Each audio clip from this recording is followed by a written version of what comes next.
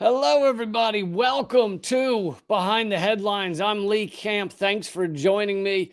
Uh, Yet again, a huge guest, although now it has ended up being two huge guests. So I'm very excited for this, an incredibly important topic. And, rather than do a whole to-do up top, I'll just tell you who my two guests are. Adam Broomberg is a Jewish photographer and professor and activist. He was raised in South Africa, but now lives in Berlin. He's regularly denounced Israel's apartheid system in the occupied Palestinian territories. And for that, he is being persecuted. One of the people going after him is Hamburg, Germany's first anti-Semitism commissioner. That's a real thing, apparently. Stefan Hensel. Kind of ironic, considering Germany's past with treatment of Jews. Adam's partner in activism some of the time is Issa Amro, who is a Palestinian activist based in Hebron. He is the co-founder and former coordinator of the grassroots group Youth Against Settlements. He advocates the use of nonviolent resistance and civil disobedience to fight the Israeli occupation of the Palestinian territories.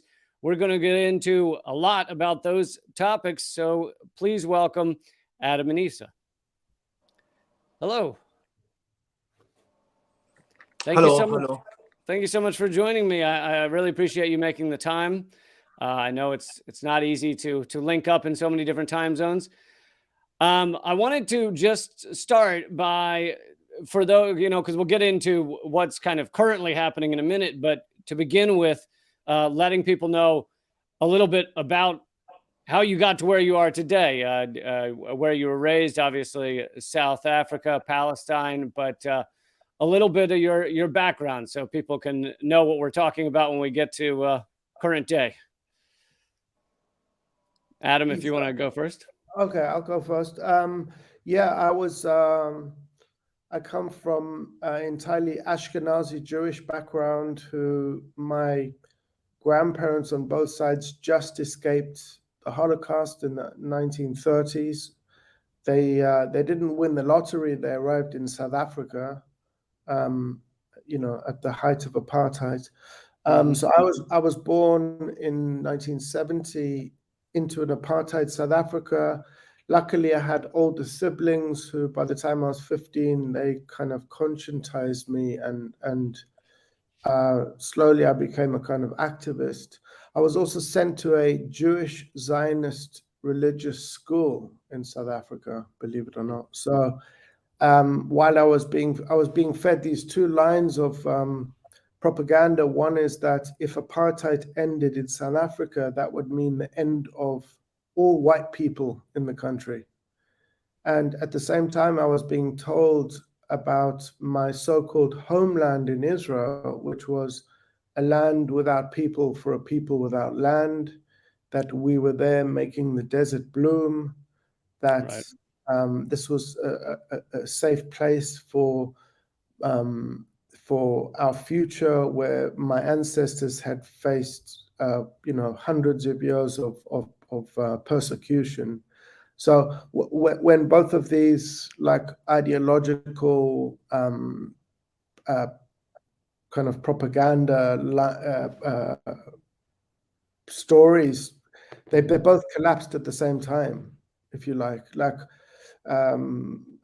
The apartheid system revealed itself to me, and so did the cracks in the narrative that prop up the validity of the nation state of Israel and the Zionist movement. So that happened at exactly the same time. And you then became an artist and a photographer, and eventually found yourself in Germany? No, it's a long story. I left South Africa. There was still military conscription. It was still apartheid. I went very briefly to England. I landed up in Italy for 10 years, watched Berlusconi come to power. And Berlusconi was like the first iteration of populist, fascist language. He took over all the media. So then I moved to England, and within about 15 years, Boris Johnson, Brexit, the same thing happened there.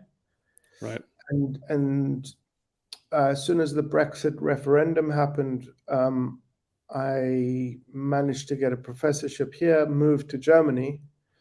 But I can feel I've got a nose for fascism, having grown up in South Africa. But I think also having the DNA of the Jewish DNA and a long lineage of trauma, and I can smell it in the air here. Yeah, yeah. And Isa, if you could tell us a little bit about your past and where you find yourself now. I am a Palestinian from Hebron. Hebron is the capital of the Israeli apartheid. I was born in Hebron. All my life was in Hebron. I grew up in the old city of Hebron even. I was born there, raised there, and my family wanted me to be a professor. So I was studying very hard to really be good in school. And I was playing soccer, football. So I was a normal Palestinian living under the Israeli occupation, his family didn't want him to be active against the occupation. The main shock to me was the Ibrahimi Mosque massacre, which the university,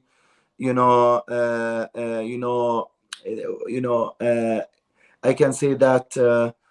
Which shocked me, the Ibrahim Mosque massacre. The anniversary is coming soon, the 29th anniversary of the Ibrahim Mosque massacre, which happened 20, on the 25th of February 1994.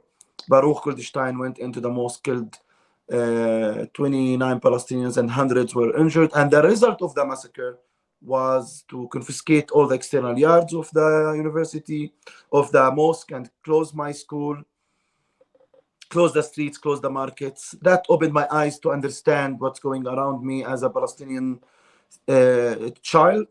And I asked myself many questions, why they do that. We were the victims and we were punished. Then I continued my life to study, and I went into the engineering college in Hebron. And my last year of engineering studies, the Israeli occupation closed my university. I got crazy that, and it was for me about my education degree. It was not about fighting the occupation. I fought the Israeli military to get my degree, my engineering degree, and I won using nonviolence resistance. It's a very long story. I won with other students, and I graduated as engineer and as activist. And from 2003, I volunteered and I participated in different types of NGOs, grassroots organizations. Then 2007, I decided to establish a youth group called Youth Against Settlements with other, I told my friends, and we with me, I founded the group. And we started, doing activities and actions to recruit more youth to make the Israeli occupation costly. And really, we managed to, to give out cameras to the Palestinian families, to the Palestinian children, to the Palestinian women, to document the human rights violations. And it was the trend 2006 and 2007, and the documentation of the Israeli human rights violations, the Israeli apartheid, and the life under the occupation became a trend. And we really, in a way or another, we influenced the social media and even the mainstream media. And then I founded an American NGO with other friends called Working for Peace and Justice, Friends of Hebron. And mainly it's about to educate the American people about the life in the Middle East, and especially in Palestine and Israel and in my hometown, Hebron. So we do advocacy, we do presentation skills, we do a lot of other activities and actions, tours to increase the awareness about what is happening in Hebron. At the same time, with direct actions, legal work, and on the ground to stay. Then I met Adam, and we are working now in a big project together to make a change and to make the occupation costly and to make Hebron the city which shows to the whole world the future model of the current Israeli government. What the model will be all over from the river to the sea, which is apartheid, segregation, separation all over. I call it Hebronization from the river to the sea. I love that phrasing, that make the occupation costly. I think that's a great way to kind of get people involved, because it doesn't sound like it takes much, and yet it sounds like it can cause the cracks that crumble the occupation. Yes.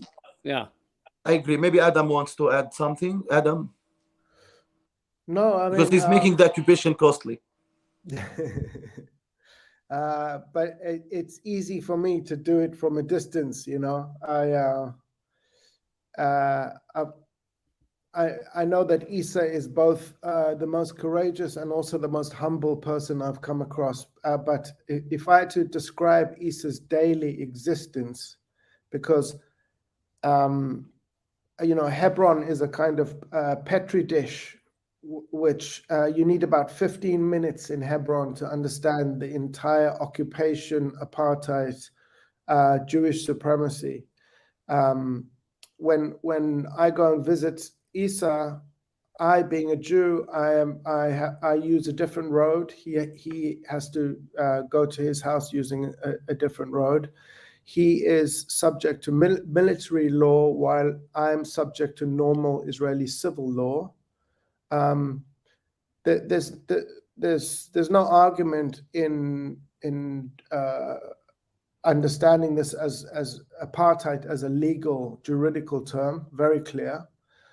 We understand from the 2019 nation-state law that Israel is now a Jewish supremacist state. Jewish people have more rights than any others. Hebrew has become more important than Arabic. So these are major constitutional changes. Never mind what's coming up, and we don't even need to get into that. But the point is, it takes anybody about 15 minutes, and you don't even need to utter a word. You walk through Hebron, and all of the stuff is clear as daylight. It's not contentious. It's not complicated. It doesn't need to be narrated. It's an embodied experience, and it's something I'm very familiar with from my childhood. So I can diagnose apartheid from a distance, but it doesn't even take that. Whoever Isa and I bring there, and Isa is on a daily basis is speaking to remarkable, diverse groups, from progressive rabbis from Israel to young Jewish Americans to privileged Palestinians from the diaspora, and every day he takes them around that place. And if any of you just Google Isa's name and look at YouTube, you'll see one of the most recent attacks on his body by a barely post-pubescent Israeli soldier, who abused him to the point where it's just unbelievable. And what I found even stranger is that he was with a New York Times journalist whose takeaway from it was New Yorker. New Yorker, and his main takeaway was, after watching this violence, and you need to see the clip, because these guys are, these kids are highly trained in how to hurt very quickly. And his takeaway was, my God, how dehumanized these soldiers are. That was just like classic white privilege speaking, like, oh, we're worried about the soldiers. The New Yorker journalist said, "I can't stop thinking how dehumanizing the occupation is on the young soldiers charged with enforcing it." I mean, the fact that was his takeaway. So 3 weeks ago, they shoot a 14-year-old girl on the roof of her building when she's looking for a cat. And what are we worried about? How dehumanized the sniper is. And I think this is testimony to the othering process that has been happening since the formation of the nation state of Israel, where Palestinians, in any genocide, and this is a very slow-moving genocide, the people being wiped out are othered to the point where they are no longer seen as equals, and even more so not seen as humans. Yeah, Isa, can you talk about what happened the other day? What happened the other day is the daily life of Palestinians. It's typical day. My case is the case of all the Palestinians who are living under the Israeli military and the Israeli occupation and the Israeli apartheid. All Palestinians are facing the Israeli soldiers' brutality and the Israeli settlers' violence from all over. So it's not unique. It's not rare.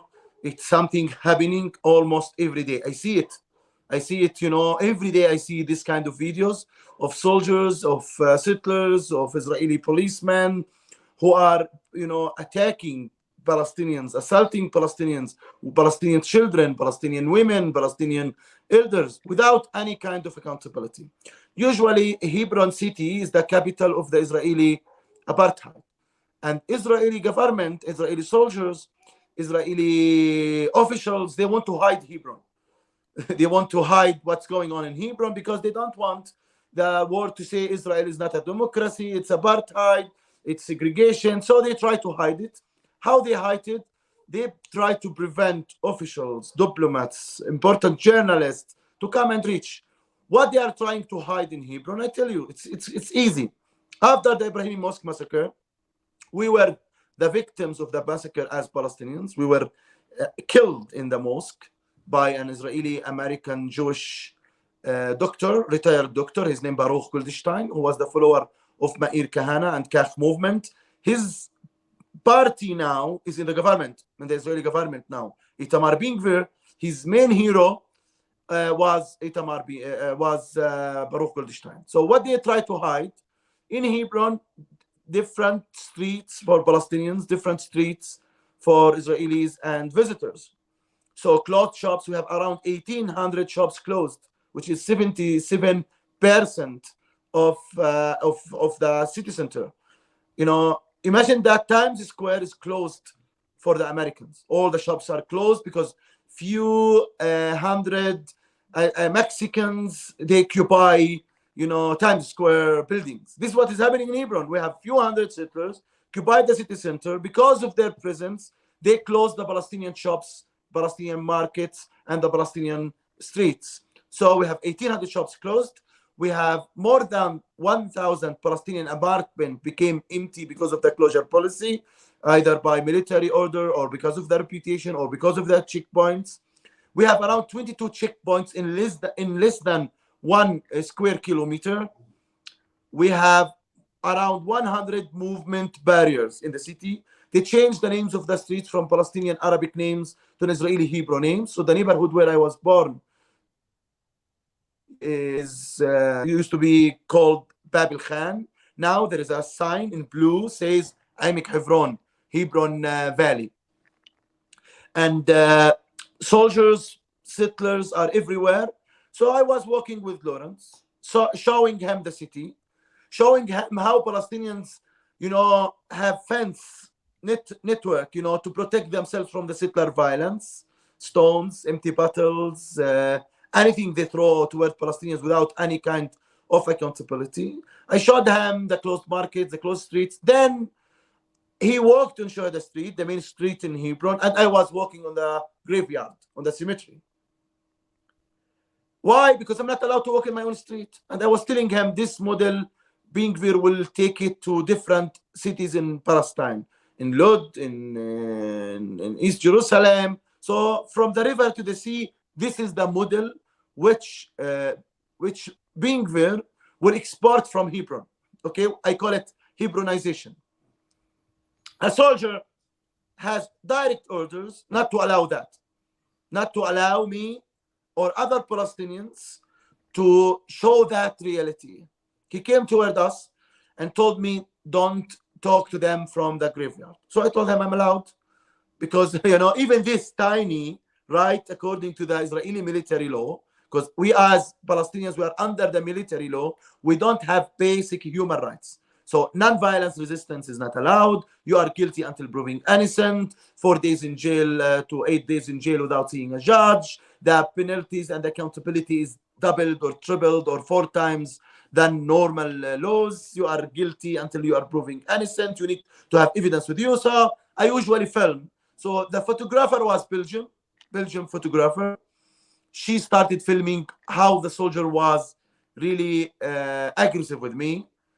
And he said very bad words to her and to Lawrence, and forced them to delete that video.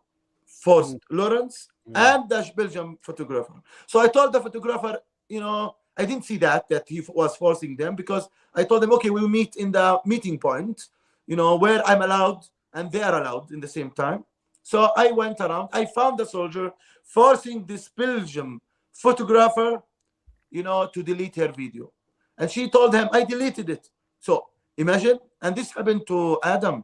Adam, the soldiers in Tel Rumeda, broke his camera and broke the battery. They even beat him up because of the camera, because of his camera. He should talk about that. So I told the soldier, we are allowed to film it. And we are allowed to film you. I started filming. Now we are two filming, the Belgian photographer and me. What the soldiers do, arrested me. So he arrested me, violently brought me in to the area where I'm not allowed. And then he threatened me, he intimidated me, he put the gun next to my chest like this. He kicked me. And I started calling for help from the commanders of the soldier. I was outside the main military base in the area. No one showed up from the commanders, which means that the commanders liked what he was doing. Then he caught me from my neck and threw me to the ground and kicked me again and carried me from the neck with the M16, with his gun again. He was going to shoot me, but other soldiers noticed the camera person filming. They came and took him. So my life was saved because of the camera, because of the most trustful witness. Otherwise, they would shoot me or at least beat me more and arrest me with lies. So I fall down. I was in trauma. I was really affected. I was in pain. I called for ambulance. They refused to bring me ambulance. 40 minutes. I was laying down. It was very cold. They gave me no help. Israeli settlers were around, celebrating, rejoicing with the soldiers. They spat on me. They were giving high five to each other. And then I decided to call my friends to come to pick me up, to take me. And then I was carried out, from the area, because I felt that it's kind of very dangerous for my life to stay laying down, waiting an Israeli ambulance to come. Then, unfortunately, the Israeli army spokesperson lied about it as normal. And really, lying about this kind of incident, which was filmed from A to Z, was very hard for them, but they lied and they didn't care about lying. They said that we had physical interaction, me and the soldier. In spite, my hands were behind my arm. My arm were behind my back. I put my arm behind my back to not give them an excuse to raise my hand. Then they say, okay, you raised the hand, we were afraid, and they shoot me or arrest me for a long time. Then the Israeli government, the Israeli National Security Minister, who's supposed to make the soldier accountable, who's supposed to say this is not acceptable, described me as an anarchist. With all respect to anarchists, I have many anarchist friends. I'm not an anarchist. I'm a person who believes in the international law, who is a state person. So I really don't see myself as an anarchist. And he backed up the soldier and said the soldier did the job, beating me up outside the law hitting me, intimidating me, doing all of that to me, was doing it, as he did his job. Something else very important about the Israeli media. The Israeli media backed up the soldier.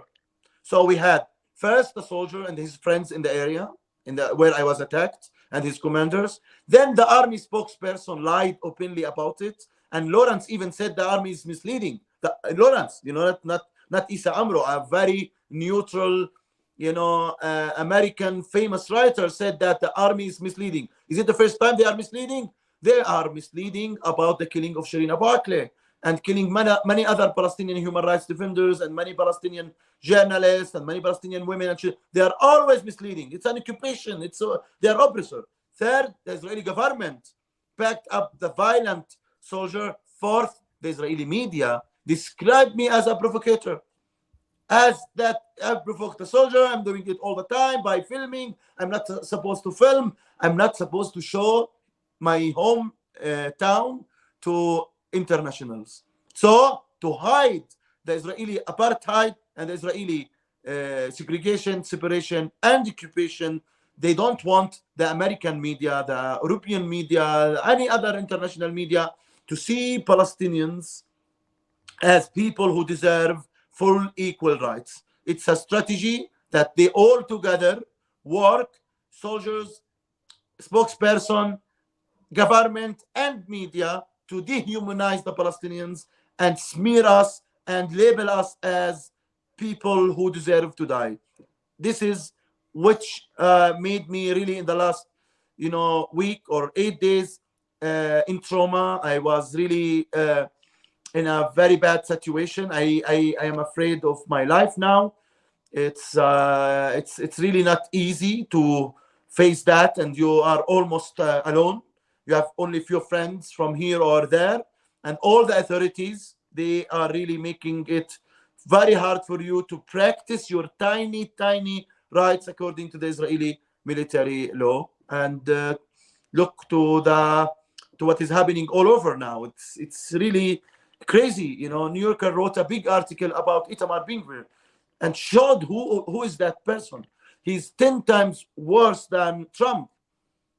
He started with the legal system. He started in Israel with the legal system, and changing the legal system, it will be against us first as Palestinians. Despite that, we get almost nothing from the legal system. But now the legal system will be much harder, much harsh on the Palestinians.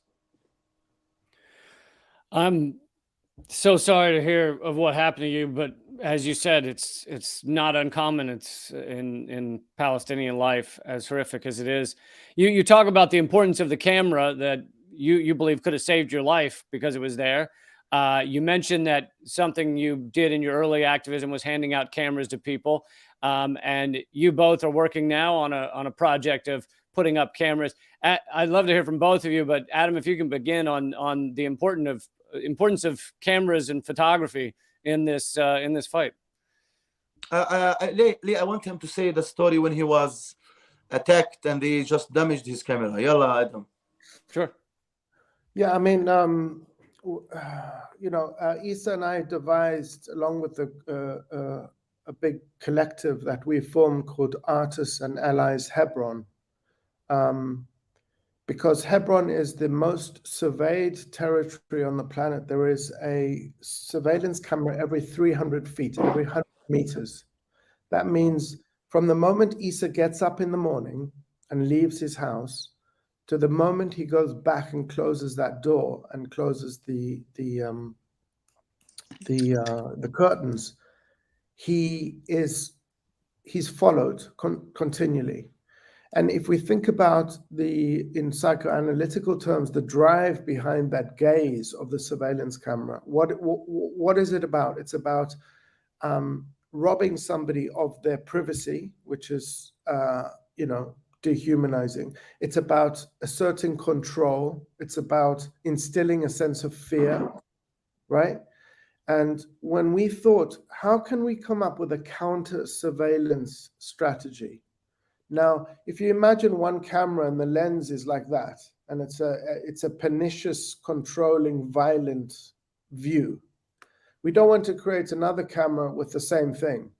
Mm-hmm. So what we did is we thought, okay, let's think of a camera that has a much more benevolent drive, that is not there to destroy communities, but there to build them, make them more cohesive. Now, many people will know that in Hebron and all over Palestine, there are olive trees that range between, a few weeks old if they're just planted, but up to 4,500 years old. On my first visit to Isa, I remember sitting on his courtyard, and we saw one of these very old olive trees, maybe 2,000 years old. We saw smoke coming out the center, and what happens is the settlers pour gasoline down the middle, light it, and by the time you see smoke, often the tree's dead. Since 1967, the settlers have killed 1 million, destroyed 1 million of these olive trees. Now, my question is this, if somebody feels that they have a God-given right to a land, if somebody feels a deep, deep love for that land, if somebody feels like that is their home, wouldn't the last thing that they would do would be to destroy the oldest indigenous citizen of that land, which are these trees? Now, those trees have been there. They've seen the Ottomans to the Romans, to how many changes of power have they seen, right? Yeah. And these are the most dignified things you've ever seen. Not only that, they are of totemic importance to the Palestinian community because they stand in for where there is an olive tree that's older than 10 years old, you can be pretty much certain that that is Palestinian land. Also, the yield, the fruit is of great importance in the economy of the Palestinian community. So destroying these million trees functions on these three levels. You are destroying the significance or the sign that the land belongs to a Palestinian, even if that person has the title deed to the land. The second thing is you are destroying the totemic kind of symbol, the identity, the ties to that land. The third thing is you are destroying an economic viable means of income, okay? And this has been a systematic thing, 1 million trees since 1967. So what we did is we used the same technology. We created these surveillance cameras and we placed them in olive groves around Hebron, and they were live streamed to museums and other places around the world, and people could then kind of partake or participate in protecting these groves, right? And I just buried my mother about 6 weeks ago, and my mother was she had very, very first-hand experience of the Holocaust. And because of that, she was, she was a diehard Zionist because she had seen the worst of it. And for her, the logic that was embedded in her is that this is, if the shit hits the fan, if like the Germans or whoever it is go to that place again, we have to have a safe place.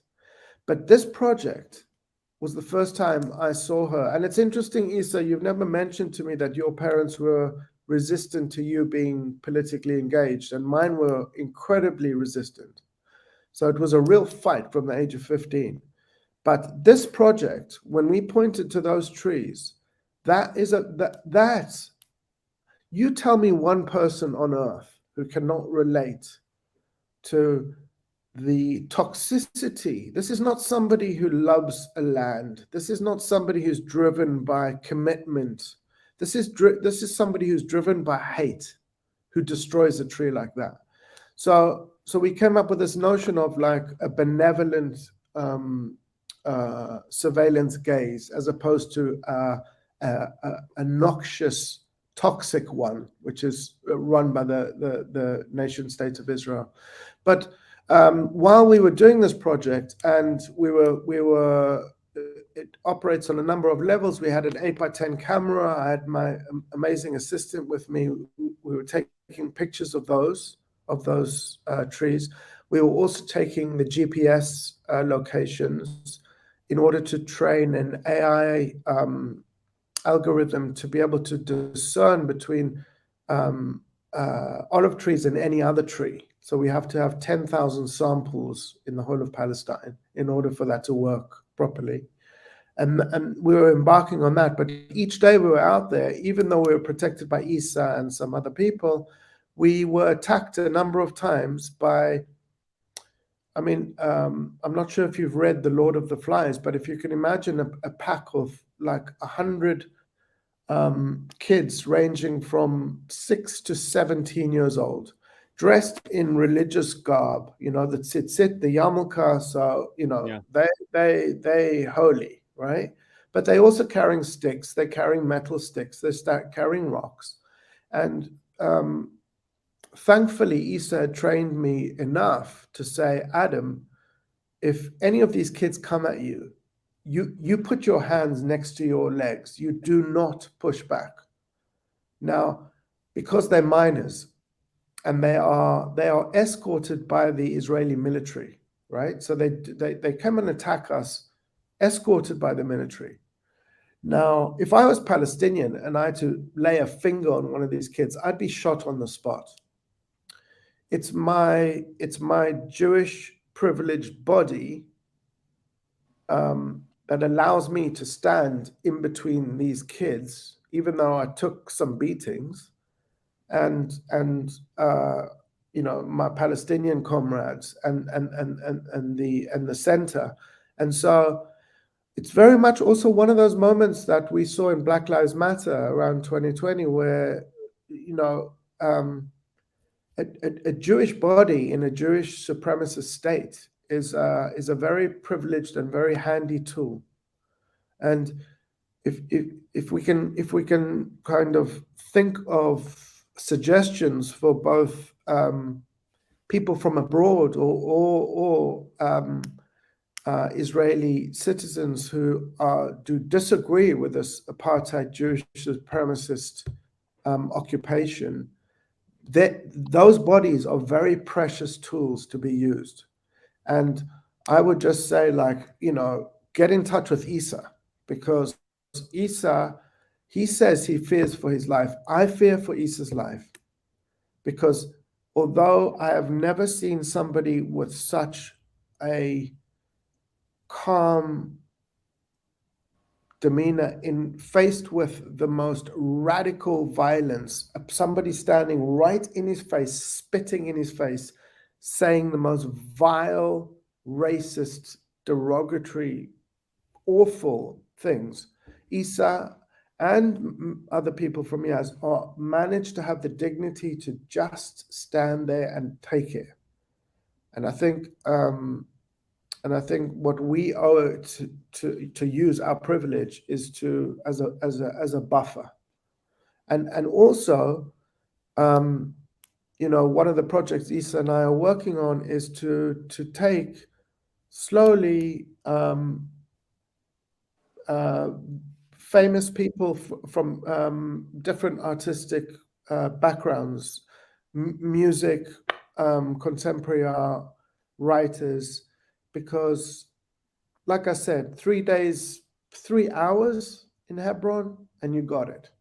And we're inviting them under no duress. They don't have to do anything. They don't need to respond. But I think it's really important that they do see this. And what we are seeing is that more and more people are willing to do this.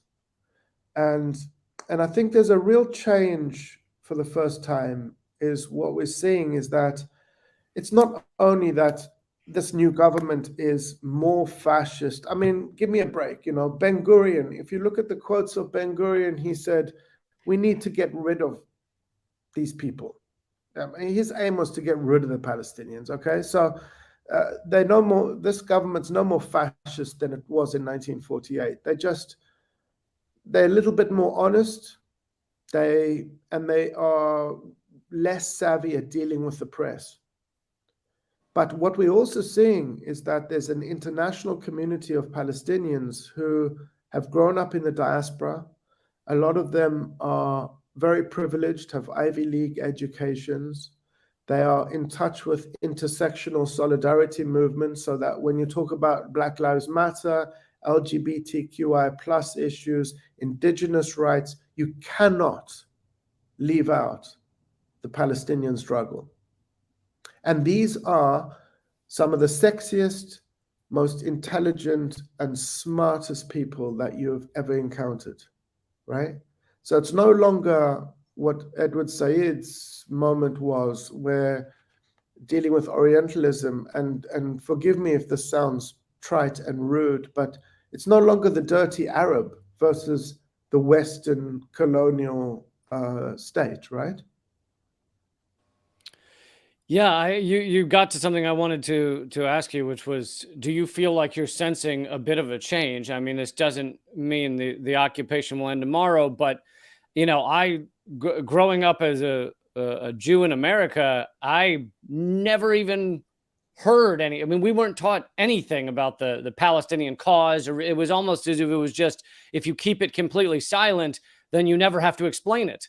And now I feel like, and I know we're all in different bubbles to some degree on online, but it feels like the conversation is very much being had in America, in Germany, around the world, about how this is the dictionary definition of an apartheid state. That's true, but believe me, there's a cost to opening your mouth. Yeah, and actually, I want to also talk about the people coming after you right now. Yeah, I mean, I feel embarrassed mentioning this even in front of Isa, who is like on a daily basis, his existential, his body is at risk, okay? But I came back from burying my mother, as I said. I was kind of offline. I wasn't in touch with things. I came back. A number of people I really respect said, Adam, you really need to respond to these allegations. Like you said in the beginning of this thing, there was a newly created appointment in the Hamburg Senate, which is the Minister of Anti-Semitism. And this particular gentleman, in pretty much every single newspaper and online publication, accused me, and I'll just kind of amalgamate the accusation. It was a hateful anti-Semite who is bent on the destruction of Israel, seems to hate Israel, advocates for the boycott of Israel, and does not stop at condoning terrorism against Jews. Now, to come back from burying your mother, who has firsthand experience of the Holocaust, I have a sister who has a husband, 3 kids, and a grandchild who I love dearly, who live in Israel. We have to negotiate these issues between us, right? We have to maintain the love despite what's going on. And I stand accused by somebody who, and I don't think this is the crux of the issue, but who apparently very recently, if at all, converted to Judaism. Now, to think that you can convert into a lineage of trauma this long and this profound, for me, is an insult. Second of all, I lost 90% of my family in the Holocaust. I come back to Germany and I stand accused by a German whose grandparents may very well have been perpetrators of being an anti-Semite who is condoning and sanctioning terrorism against Jews. Now that threw me so, it threw me into a tailspin that I discovered what it is. And it's only testimony to my privilege as a white man. For 52 years, I've walked through the world safely. I've been in dangerous places, but I've always felt safe. for the first time, I don't feel safe out here. And you know why that is? It's because I've been gaslit. It's the definition of gaslighting, right? To be made to doubt your own intuition and your own belief and your own background by a petty bourgeois bureaucrat. And the only reason I'm not going to court, because this is totally, I've been told by numerous lawyers that this is libel and I would win the case, is, you know what? I've got more important things to do with Isa. I've got to get back to Palestine. I don't want to sit in a German court. That's a waste of time. You know what? That would be falling into his trap. And this guy is of no importance.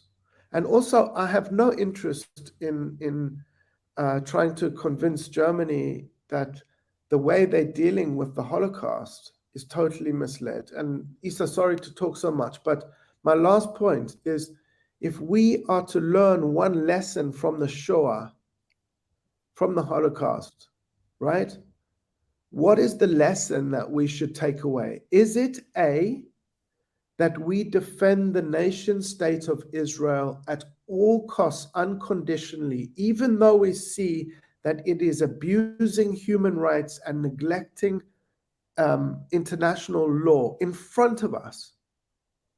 Or is it B, that we look after human rights at all costs, the most vulnerable people at all costs? Now, nation states do not have rights.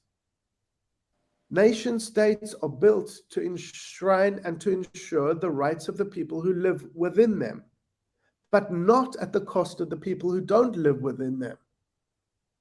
And where does this logic come from, that because of the guilt of the Holocaust, Germany needs to unconditionally support the state of Israel? No.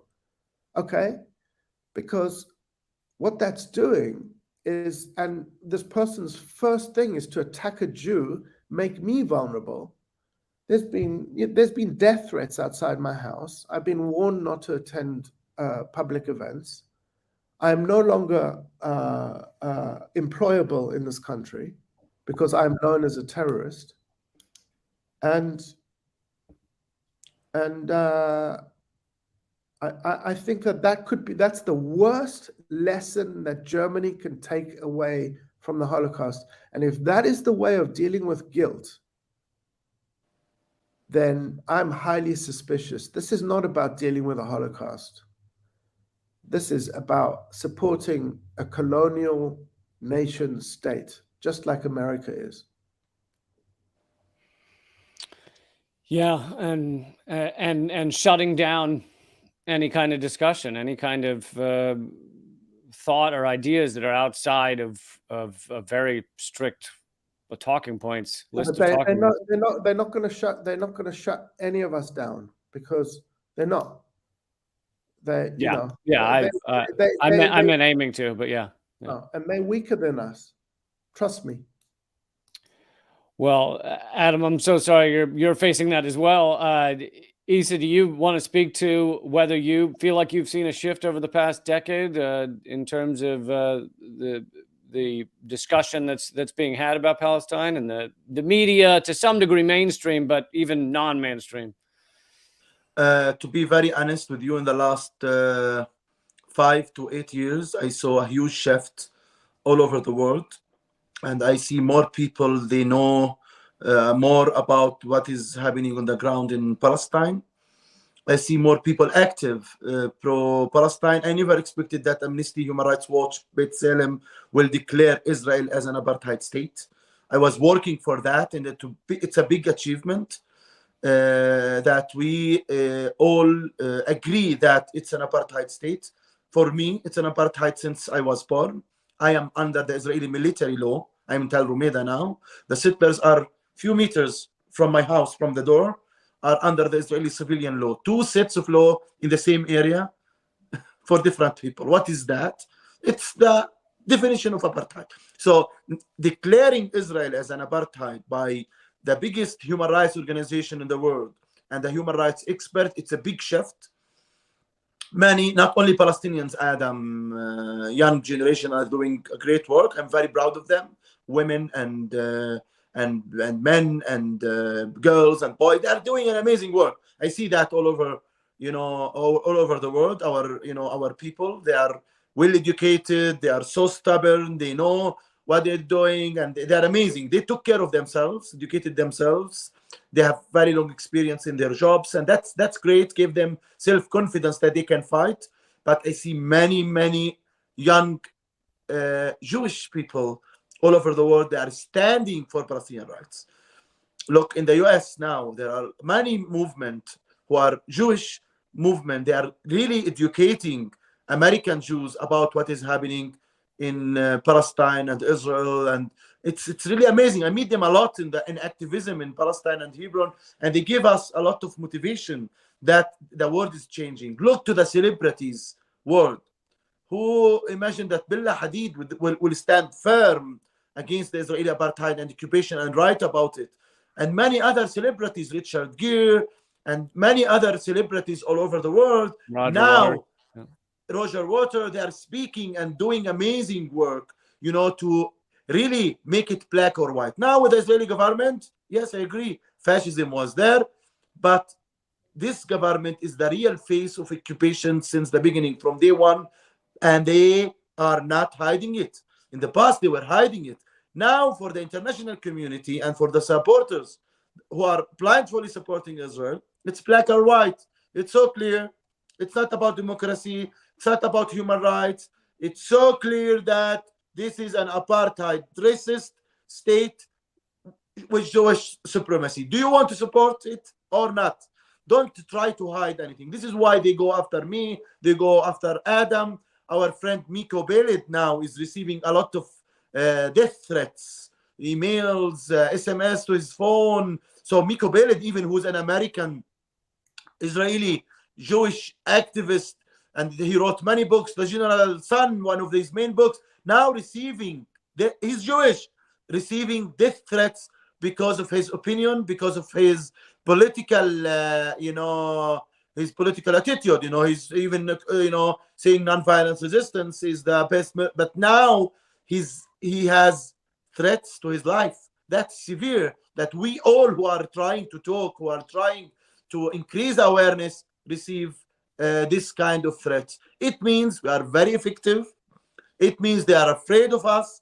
They are afraid of what we say, and they are afraid that we reach more and more people all over the world. This is what they don't want. They don't want us to really speak and talk and discuss and explain and report the reality. When I meet important journalists, as Mr. Wright, I try to tell them, please report the reality from the ground. This is what I want you. I don't want you to stop loving Israel or write about Israel. It's up to you. But I want you to report what is happening from the ground to me as a Palestinian. I want you to give me a space in your media platform that I talk about what is happening to me and what is happening to my people. Isa is a Palestinian, and many other Palestinians, they face the same brutality, and they live stateless, without basic human rights, without civilian rights, without political rights. We are in 2023, and we still live under apartheid and under supremacy and under segregation and separation, and we are facing eviction as Palestinians. So the policy in macro level in Palestine, they don't evict you from Palestine by physically, they don't evict you physically from your house in Hebron, but they make it impossible for you to stay.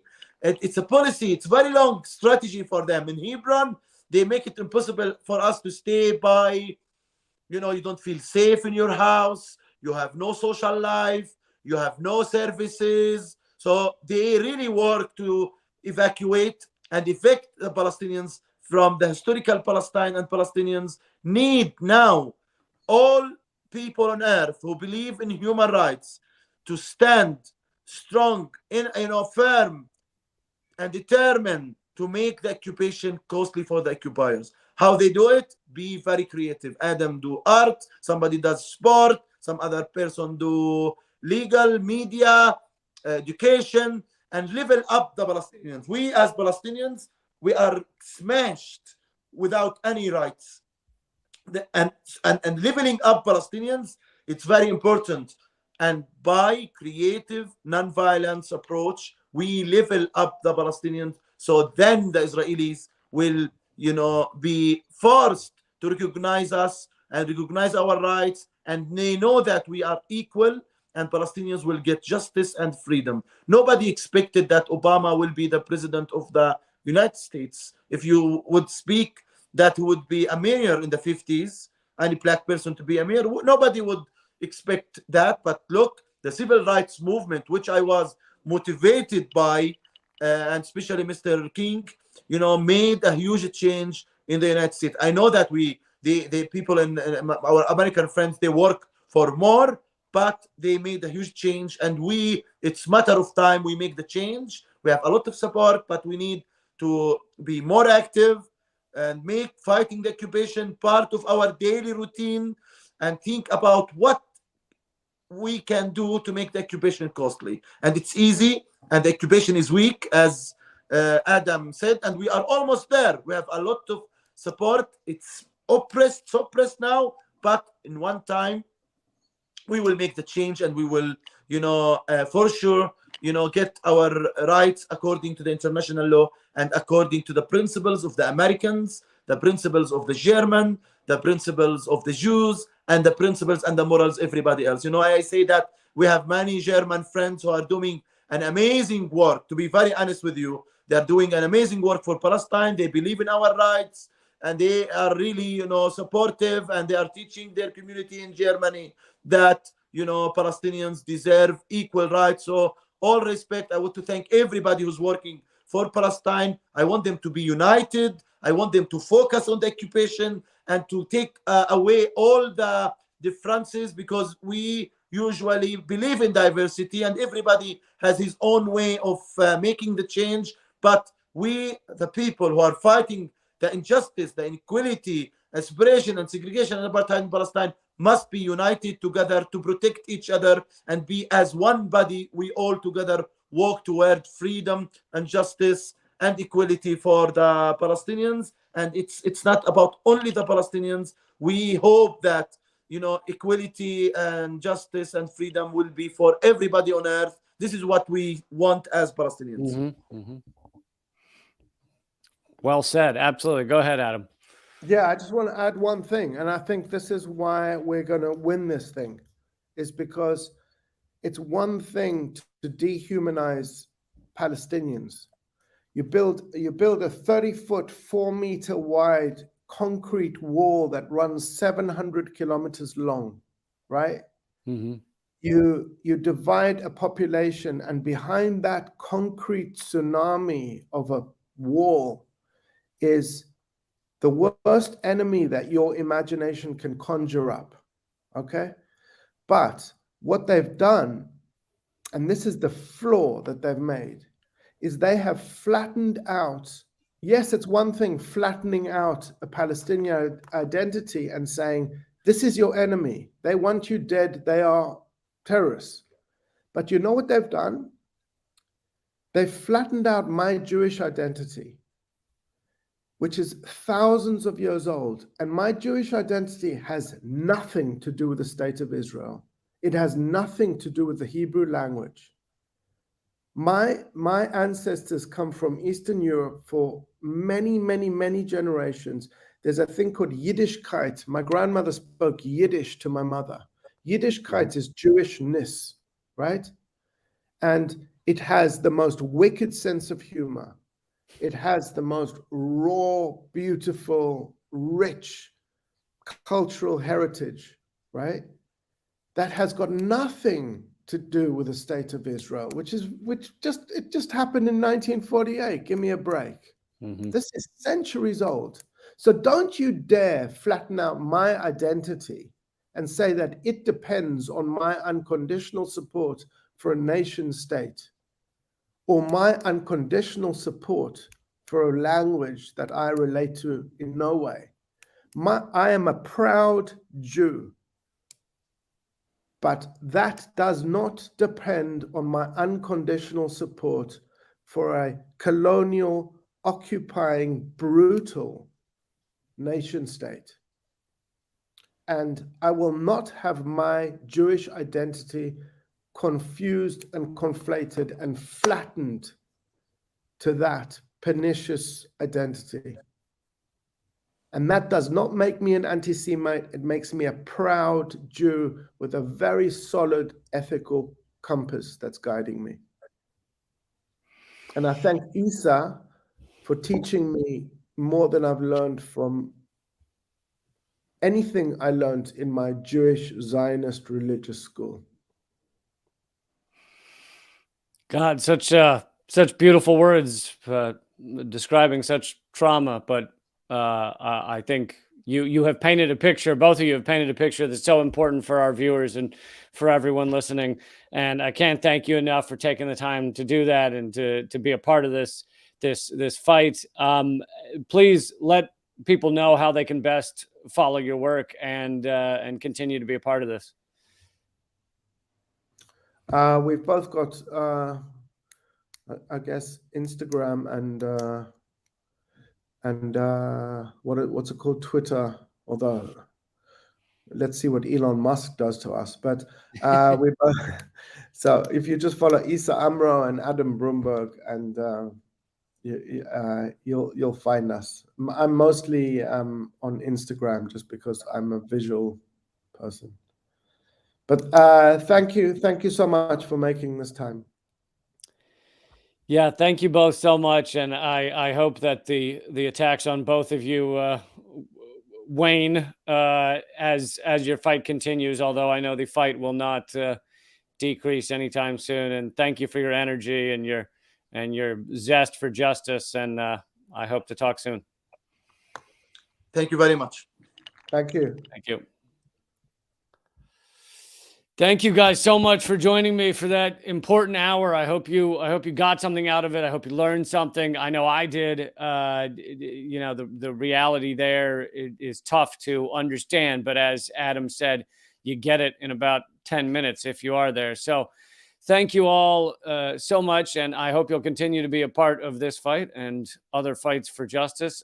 We are completely independent, independently funded, so please think about becoming a member at patreon.com/behindtheheadlines. I do 2 of these guest interviews every week. So, you know, I just talked to Ron Yakalik. I've talked to Richard Wolf, Chris Hedges, Medea Benjamin from Code Pink, Stella Assange, so many amazing people. And that's at youtube.com/behindtheheadlines. Please share these interviews. Let people know that you enjoy watching it, because, you know, we're trying to grow by you know, voice was it word of mouth? I was gonna say voice of mouth, which sounded very bizarre.